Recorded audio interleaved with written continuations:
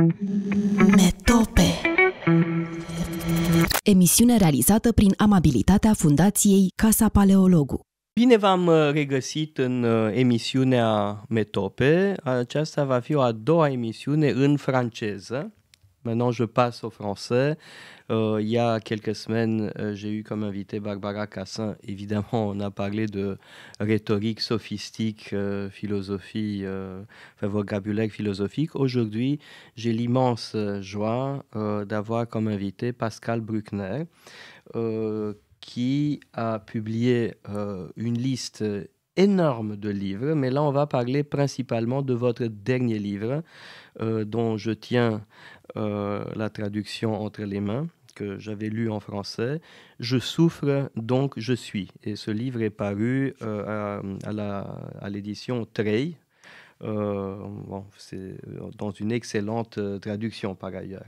Donc merci beaucoup d'avoir accepté cette invitation. Là on est veillé, comme vous voyez, par un petit buste d'Homère. Et j'ai envie de commencer par les héros de Homère. Achille qui meurt très jeune et il ne se pense pas comme victime. Est-ce qu'il est victime de son propre héroïsme, comme on l'a dit il y a quelques années de quelqu'un qui avait fait preuve d'héroïsme, effectivement? Oui, alors vous faites allusion au colonel Arnaud Beltrame, qui, dans la ville de Trèbes, près de Carcassonne, avait pris la place d'une otage, une caissière, parce qu'un islamiste voulait l'égorger. Et il a été tué à son tour, victime de son héroïsme, comme l'avait mis la mairie de Paris sur une première plaque qui a été enlevée ensuite à cause du tollé que ça a provoqué. Donc, chez Homère, non, la victime n'existe pas parce que le christianisme n'est pas encore apparu. Et donc, la catégorie de la victime est une catégorie issue directement de la tradition chrétienne qui elle-même a repris le complexe du serviteur souffrant dans le judaïsme. Oui, il y a dans Isaïe l'image du serviteur souffrant. Est-ce que Jésus est une victime? Non, c'est le Fils de Dieu. Ah. Donc, c'est le Fils de Dieu qui triomphe en étant humilié, crucifié, on lui crache dessus. Et c'est toute l'ambivalence du christianisme, c'est-à-dire que le plus bas sur terre deviendra le plus haut dans les cieux. Mais Renan, dans la vie de Jésus, dit de Jésus que c'est un héros. Ce que d'ailleurs Nietzsche conteste, n'est-ce pas, dans l'Antéchrist. Est-ce qu'on peut dire de Jésus que c'est un héros puisqu'il a choisi son sacrifice? Et vous dites, oui, il y a une ambivalence parce qu'en même temps, c'est l'agneau sacrifié. Oui, c'est l'agneau sacrifié. D'ailleurs, mon propre prénom, c'est Pascal, c'est la Pâque. Mais c'est un agneau qui porte à la fois la paix et la guerre, puisque dans les évangiles, on dit bien que le christianisme va triompher par le glaive, mais la victimisation contemporaine est une perversion du christianisme. Donc c'est une illustration de la fameuse phrase de Chesterton, « Le monde moderne est plein d'idées chrétiennes devenues folles ». Et dans la victimisation, il y a eu une grande religion séculière qui s'est inspirée du christianisme, bien qu'elle soit athée, c'est le marxisme, puisque dans l'idéologie marxiste, la classe ouvrière, c'est l'incarnation christique de l'humanité, dont le sacrifice va permettre de créer une société sans classe, débarrasser de l'injustice, de l'exploitation de l'homme par l'homme. Et donc, le marxisme est une hérésie du christianisme.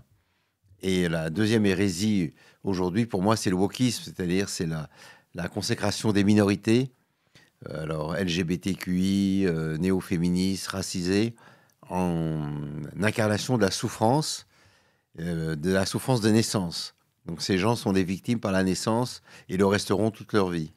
Et donc c'est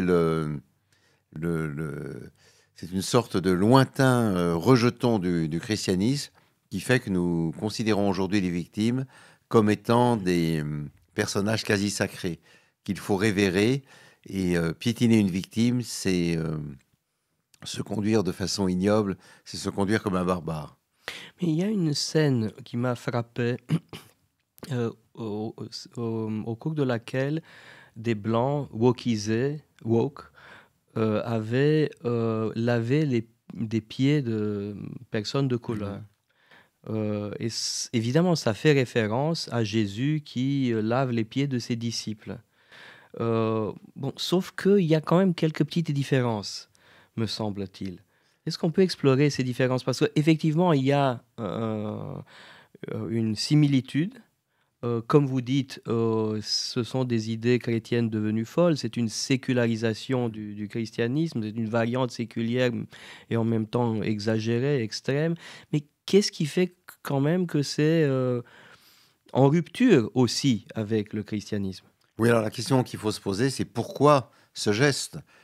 Pourquoi ces militants woke blancs ont fait la même chose que le pape avait fait à Lampedusa ou en Grèce, laver les pieds de migrants musulmans en signe d'expiation? Oui, mais est-ce que le pape n'imite pas Jésus? Est-ce qu'il ne fait pas de l'imitatio Christi? Voilà. Oui ou non? Oui, alors le pape, c'est son boulot. Oui. Les étudiants... Mais il ne fait pas un peu d'excès de zèle, ce pape-là? Oui, sur ce plan-là, oui. Le pape ne connaît qu'une catégorie souffrante, c'est les migrants. Il ignore les chrétiens d'Orient, les Arméniens, les chrétiens d'Afrique trucidés et persécutés. Le pape est monomaniaque, donc il n'a qu'une catégorie de victimes. C'est les migrants, et de préférence musulmans. Mais dans le cas des États-Unis, on est dans une cérémonie d'expiation après l'affaire George Floyd. Mmh. Et on voit ces énormes Afro-Américains se faire laver les pieds par des petits Blancs et les regarder avec un certain mépris. Et alors ce qu'on peut dire sur cette scène, c'est qu'elle est profondément contestable à mon sens, parce que ceux qui lavent les pieds des Afro-Américains ne sont pas ceux qui ont tué George Floyd. C'est aux criminels qu'il faut demander qu'il faut demander pardon. Enfin, il faut que le criminel demande pardon à ses victimes, mais c'est pas des anonymes dans la rue qui vont se sacrifier pour racheter le racisme, la ségrégation ou l'esclavage.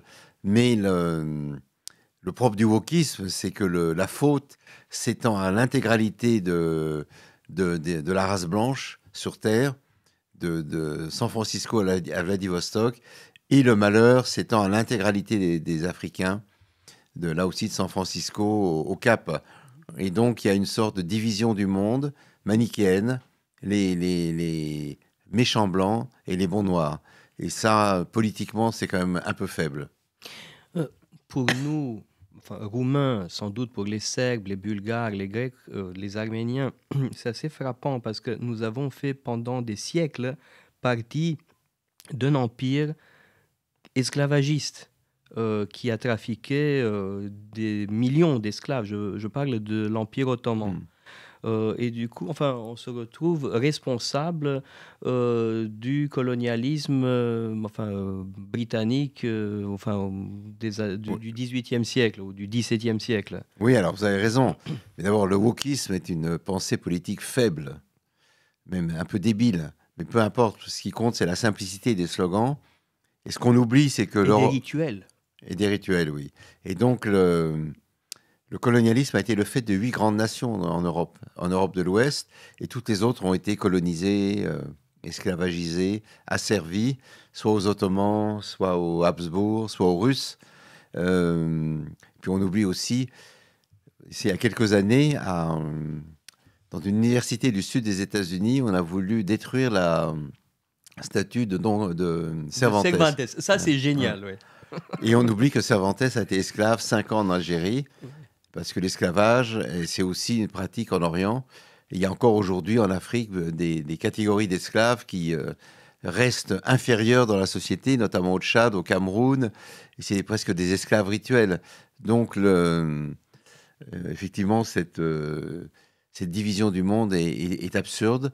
Mais le wokisme ne marche que parce qu'il est fondé sur l'ignorance.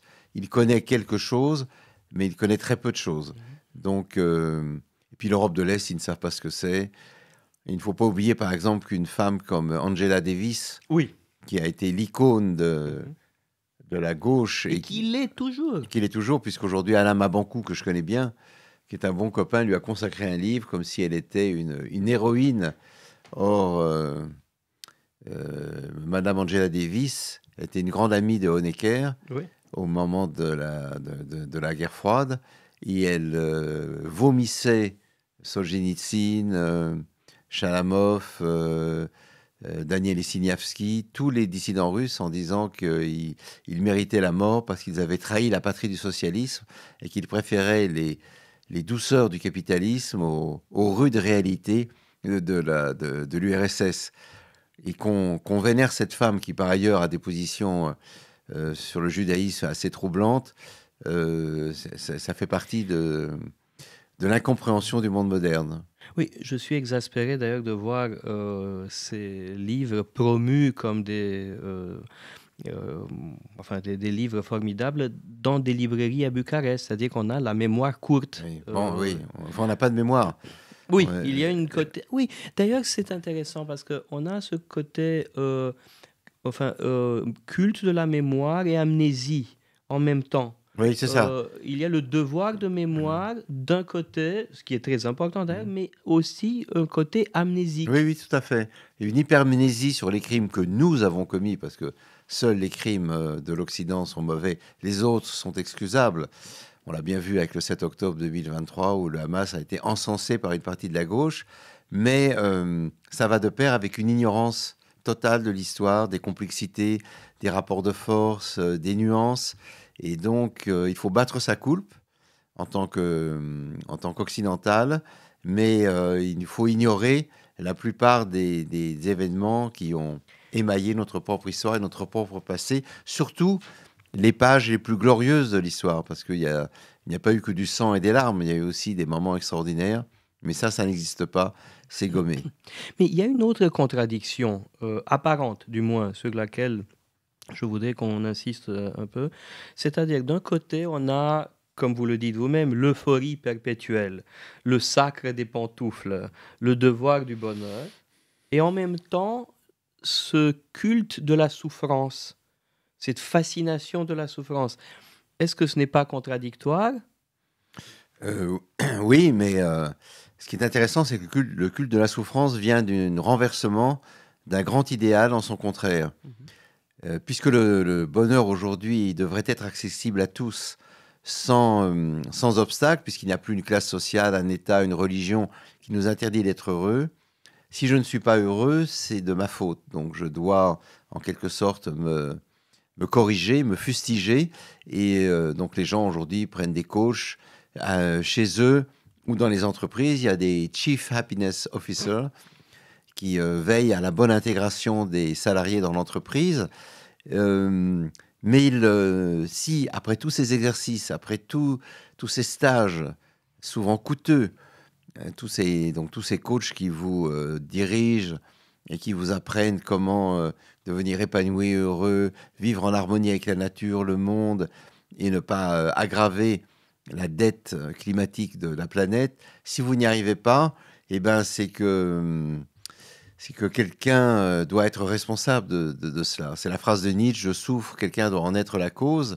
Et donc l'appétit de bonheur ou l'appétit de félicité se renverse en son contraire, c'est-à-dire la certitude de vivre dans la souffrance, d'endurer des chagrins épouvantables.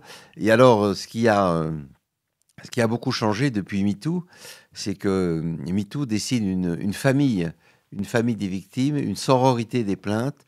Et donc, les femmes peuvent se dire, moi aussi, même des femmes d'un certain âge, c'est-à-dire par exemple de mon âge, revoient leur vie et disent et moi aussi j'ai été violée. Finalement, en 1970, quand j'ai connu ce garçon, il m'a peut-être lui aussi violée. Et elles rejoignent la grande famille des victimes qui ont été l'objet d'abus ou d'agressions sexuelles. Et celles qui disent moi non, comme Catherine Deneuve en France, Catherine Millet ou d'autres, sont vues comme des collaboratrices, des traîtres, des femmes qui sont passées dans le camp du patriarcat, parce que pouvoir s'agréger à la grande famille des victimes, c'est pouvoir être sauvé de son vivant.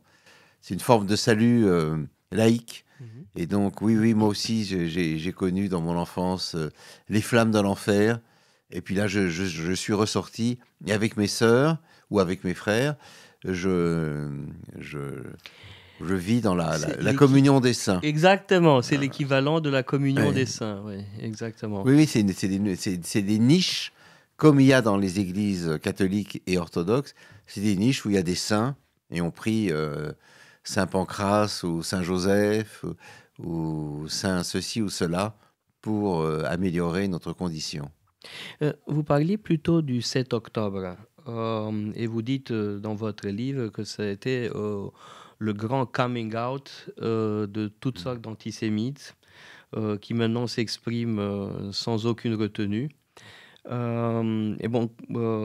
Et récemment, j'ai lu dans le commentaire une lettre anonyme d'un normalien ou d'une normalienne, je ne sais pas, qui décrivait la cérémonie de fin d'année de 2024 avec des discours rituels d'allégeance à la cause du peuple martyr, du peuple victime des Palestiniens.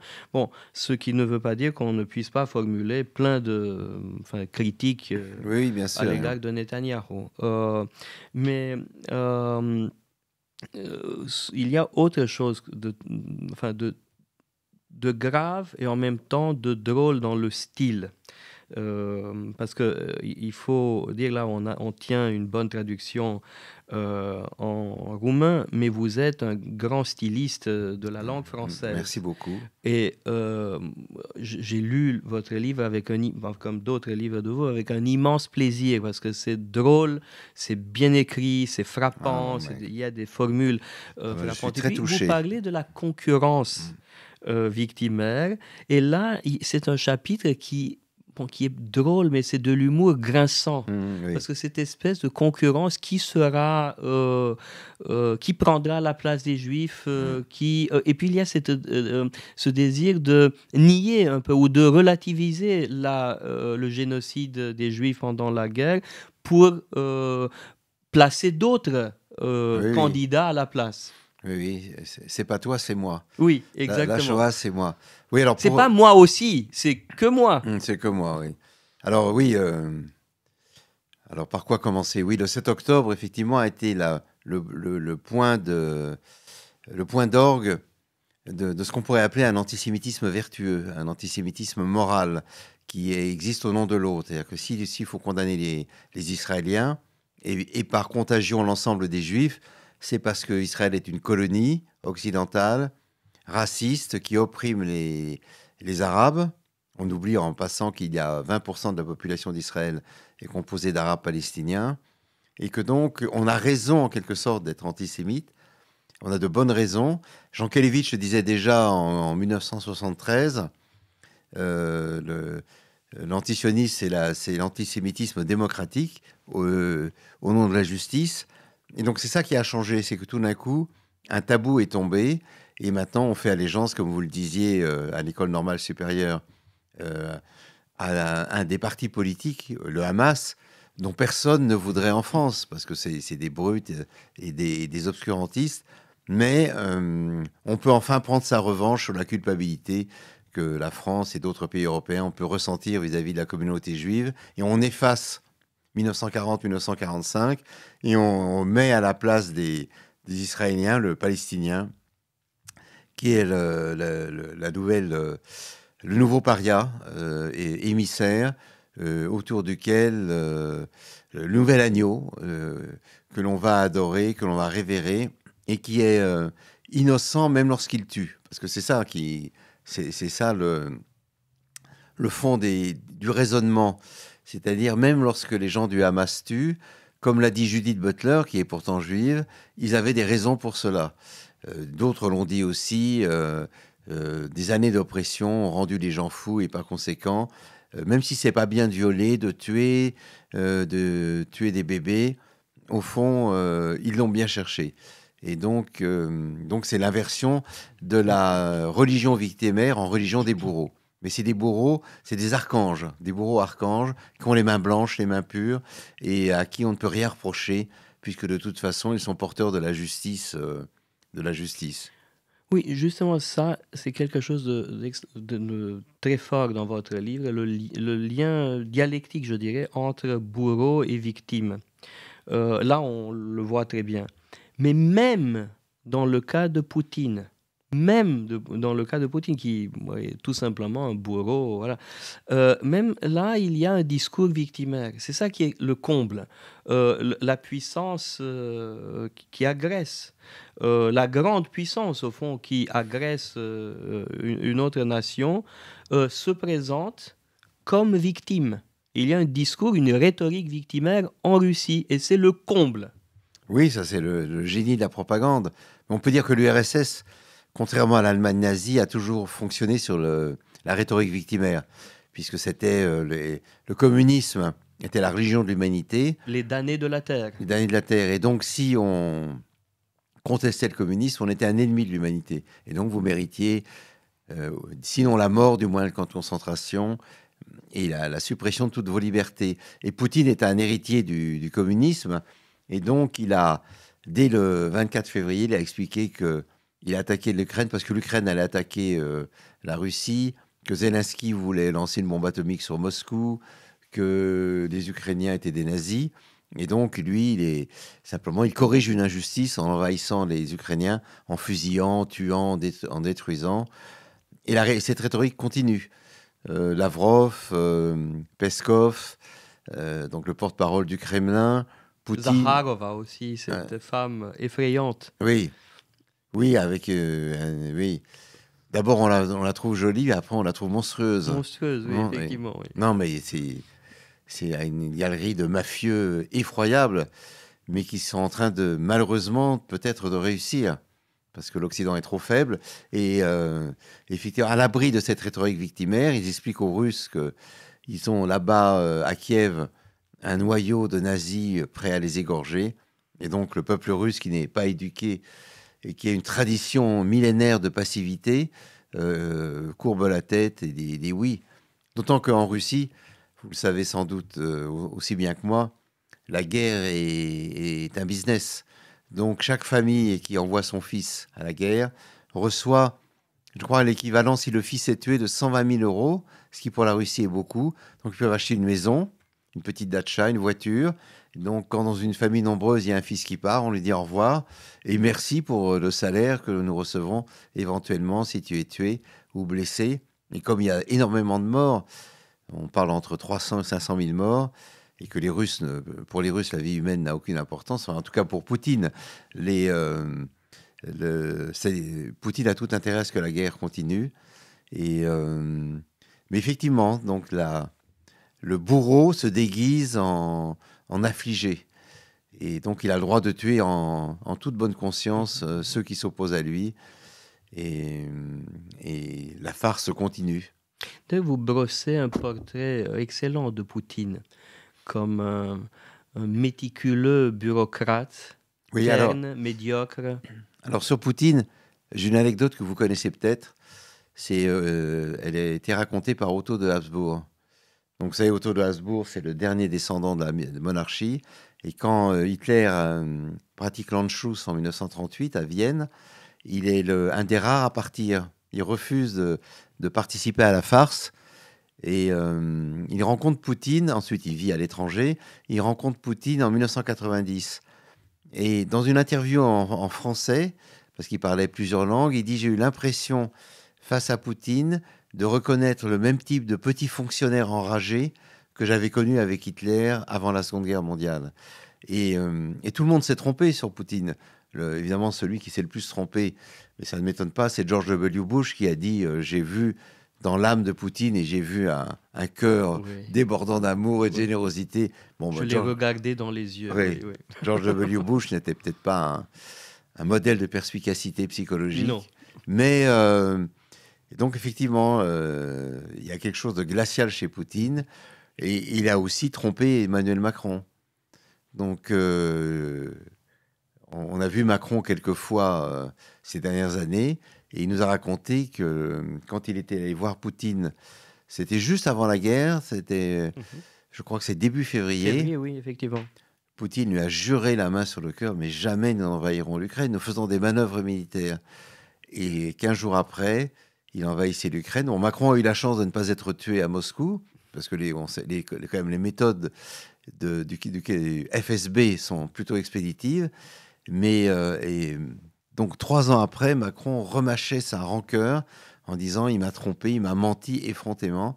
Mais c'est la fameuse phrase je crois que c'est Solzhenitsyn, « Ils mentent, vous savez qu'ils mentent, ils savent que vous savez qu'ils mentent, mais ils continuent à mentir. » Ils mentent quand même, ils continuent. Ouais. C'est génial, c'est génial comme phrase. Metope.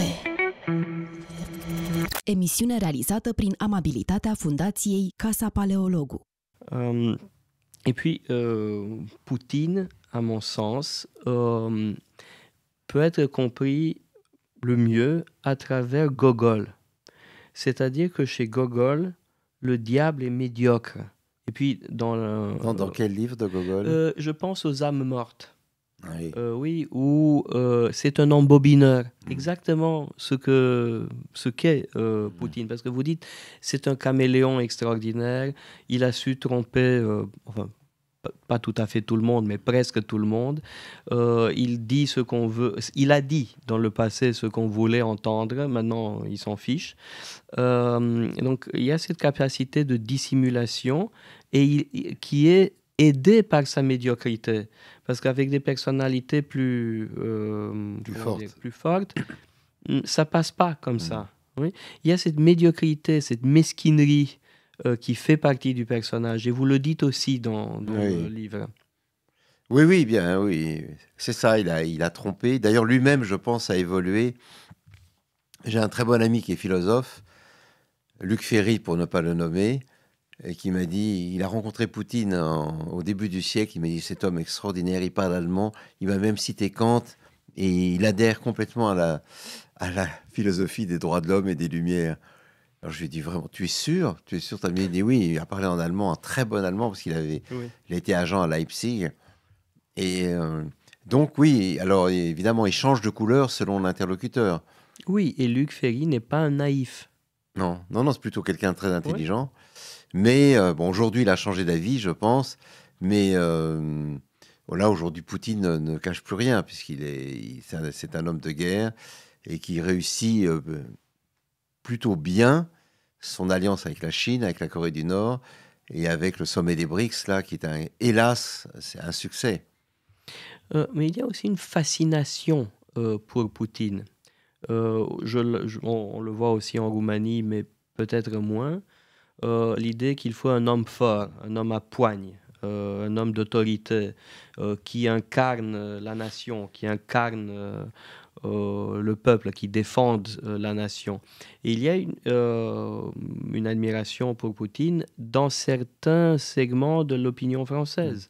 Ah oui, à droite, pas mal à droite, à l'extrême droite, à gauche peut-être aussi, peut-être à gauche moins, mais à gauche il y a peut-être un autre facteur qui joue, l'anti-atlantisme. Oui, c'est ça. Mélenchon qui est contre l'OTAN, pour la destruction de l'OTAN. Or, ça veut dire tout simplement donner de la place à des gens comme Poutine. Oui, alors il y a longtemps que Emmanuel Todd demande à ce que la Russie devienne le nouveau parrain de l'Europe plutôt que Washington. Mais Jean-Luc Mélenchon, il a cette caractéristique, c'est qu'il aime tous les dictateurs. Il aime Xi Jinping, Assad, Poutine, il aimait Chavez, Castro, Maduro. Donc il aime les hommes à poigne. Et donc il condamne l'invasion russe du bout des lèvres, mais il ne veut pas qu'on donne d'armes à l'Ukraine. Mais effectivement, Poutine fascine parce que un leader démocratique, c'est un leader qui est faible par nature. Quand le président de la République, après un attentat, dit « nous ne tolérerons pas cela », personne ne le prend au sérieux puisque ça va recommencer peut-être quelques jours plus tard, alors que Poutine fait ce qu'il dit et dit ce qu'il va faire. Et surtout, il brandit la menace et la mort. C'est l'homme qui peut condamner à mort d'une seule phrase, ce qu'en principe, les dirigeants démocratiques n'ont pas le droit de faire. Et alors, c'est à l'extrême droite que Poutine fascine. Il a fasciné le petit Zemmour. Zemmour était en extase devant Poutine. C'était l'érection permanente, si j'ose dire, l'érection spirituelle, bien entendu. Et Marine Le Pen aussi a eu... elle adore Poutine. La Russie une banque russe a prêté de l'argent à l'ex-Front National. Et Marine Le Pen, dans sa fascination des hommes forts, bon, c'est peut-être une projection oedipienne, était allé aussi dans la Trump Tower à New York pour recevoir l'onction du président. Et Trump, qui ne connaît rien en dehors de son propre, de son propre domaine, avait envoyé un sous-fifre et on voyait Marine Le Pen qui attendait pendant des heures tout au sous-sol et comme une gentille petite fille cherchant le parrain qui allait redresser le pays. Oui, Poutine, c'est ça. Orban, j'avais rencontré Orban au début des années 90. Et c'était un tout autre homme. Ah ben, c'est un homme charmant, intelligent, brillant. Il voulait claquer la porte du XXe siècle, libéral. Non, quand je dis c'était un tout autre homme, c'est un caméléon incroyable. Oui. Il y a au moins 4 Orban différents. Ah bon, ça fait beaucoup. Déjà, un, c'est trop.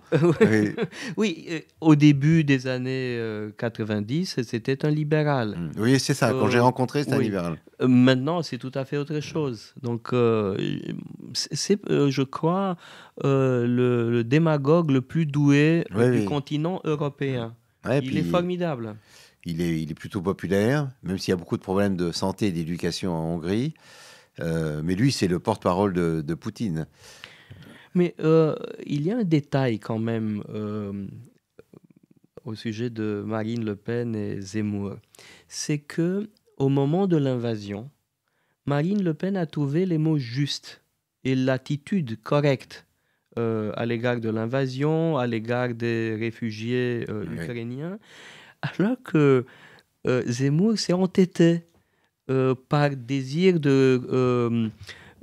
comment dire de se distinguer. Oui, non. Il voulait être conséquent avec lui-même. Il voulait donner l'image de quelqu'un qui ne renie pas ses idées, qui va jusqu'au bout. Mais il est allé droit au mur. Mais oui, mais l'erreur de Zemmour, puisqu'on parle de lui, c'est quand il a gagné, il a eu un moment de popularité. Au lieu de s'associer avec Marine Le Pen et sa nièce, il les a insultées. Il a dit qu'elles étaient idiotes, qu'elles ne comprenaient rien. Et c'était une faute politique. Et après, il est tombé dans le purgatoire. Et là, il est en enfer. Il est fini. Je ne suis même pas sûr que sa propre femme, Sarah Knafo, va rester avec lui, tellement il est au-dessous de zéro. Donc... Et comme dans un sketch des Inconnus, ça ne nous regarde pas. Oui, ça ne nous regarde pas, exactement. Donc, oui, Marine Le Pen, évidemment, elle est plus politique. Donc elle sait très bien qu'il faut caresser l'opinion publique. C'est l'instinct féminin qui l'a aidé à ce moment-là. Mais aujourd'hui, on voit bien que Bardella, donc son poulain, rejoint les rangs des pro-Poutine au Parlement européen. Donc il n'est pas du tout sensible à la question ukrainienne, ni à la menace que fait peser la Russie sur le destin de l'Europe de l'Est. Mais pour renouer avec le début de notre discussion, est-ce que Navalny est un héros ? Est-ce que c'est une victime ? Est-ce que c'est un martyr ? Qu'est-ce que c'est ? Parce que le destin de cet homme nous interpelle. Enfin, c'est héroïque. Est-ce que c'est christique ? Est-ce que c'est un martyr ? Il est retourné en Russie. Il savait qu'il allait mourir probablement. Comment expliquer un tel personnage ? Je pense les racines de ce personnage résident dans la littérature russe. Il y a beaucoup de personnages, c'est un peu un starets, je ne sais pas si... Oui, des personnages, d'accord, mais lui, c'est un homme en chair et en os. Oui, donc il a eu un destin romanesque, puisqu'il a choisi de mourir en revenant dans son pays. Mais qu'est-ce que vous en pensez ? Est-ce que c'est un héros ? Est-ce que c'est un saint ? Quand je suis allé en Ukraine, j'y suis allé plusieurs fois depuis la guerre, j'ai remarqué que les gens détestaient Navalny parce qu'il avait appuyé l'invasion de la Crimée en 2014.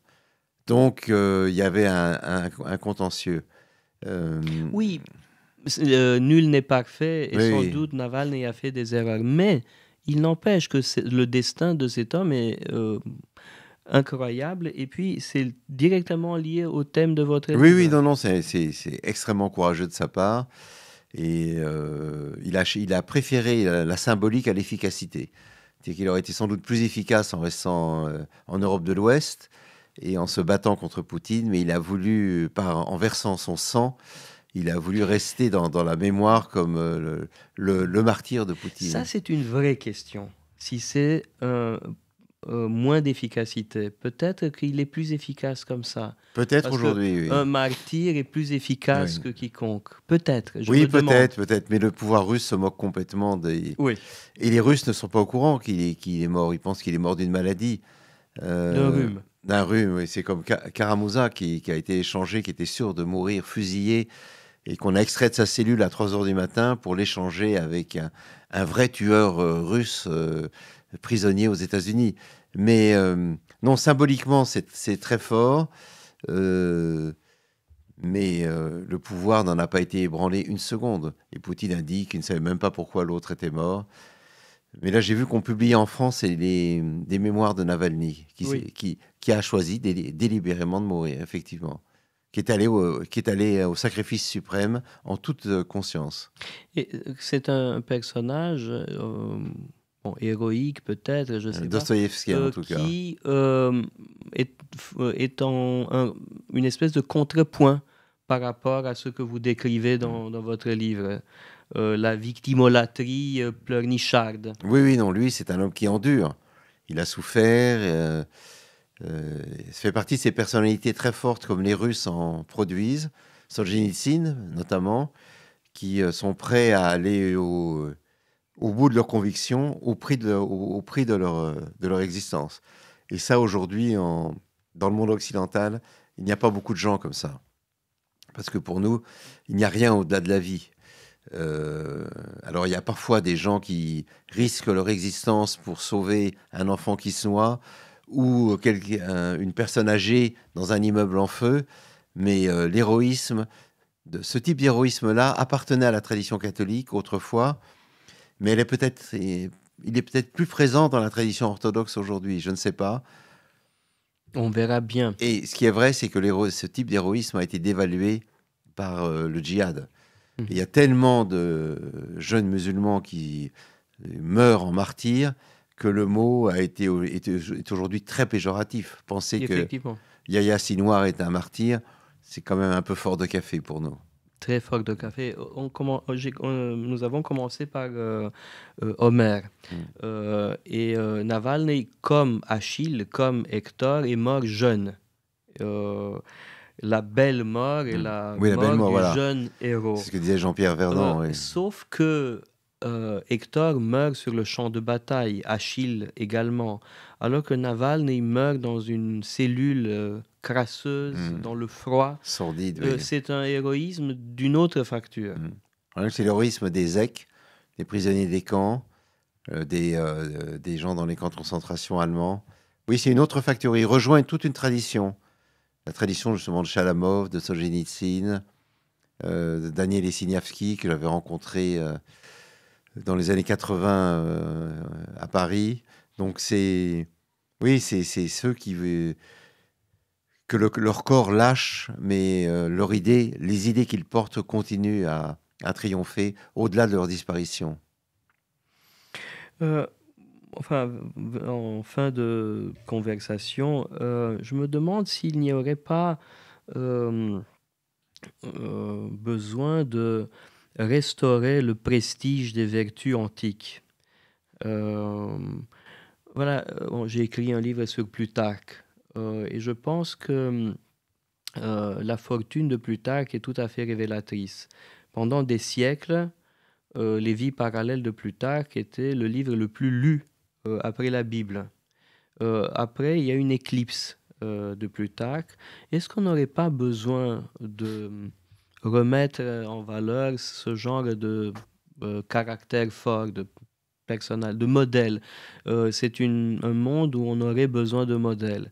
Entre autres, on aurait besoin, je pense, d'un Solon, l'homme de la modération, celui qui disait « rien en excès, tout avec modération », parce qu'on vit une époque de radicalisation.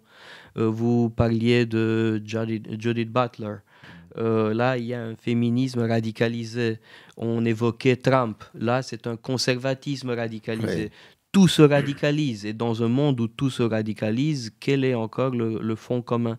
Et je me dis qu'on aurait besoin d'un Solon pour restaurer la modération, pour restaurer une politique sage, pour restaurer la concorde. Oui, mais on en est loin. Très loin. Non, ce qui est vrai, c'est que dans les études de philosophie, puisque vous êtes philosophe, le retour aux anciens est très marqué. Moi, je participe de temps en temps à une revue qui s'appelle Philosophie Magazine, qui est faite par des jeunes pour les jeunes.